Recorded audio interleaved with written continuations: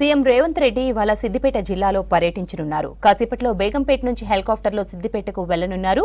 2 గంటలకు బండ తిమ్మాపూర్ దగ్గర కోకాకోలా ప్లాంట్ ను ప్రారంభించనున్నారు. 3 గంటలకు హైదరాబాద్ కు తిరిగి రానున్నారు సీఎం రేవంత్.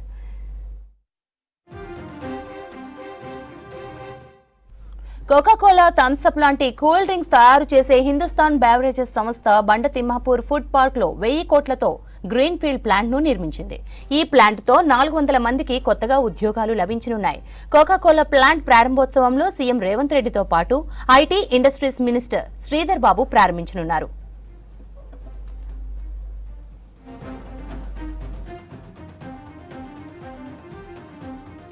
రేవంత్ రెడ్డి సిద్దిపేట జిల్లా పర్యటనకు భారీ ఏర్పాట్లు చేశారు. కోకాకోలా కంపెనీ నిర్వాహకులు గజ్వెల్ ఏసీపీ పురుషోత్తం ఏర్పాట్లను పరిశీలించారు. కంపెనీలో బాంబ్ స్క్వాడ్ సిబ్బంది కోకాకోలా కంపెనీలో తనిఖీలు నిర్వహించారు.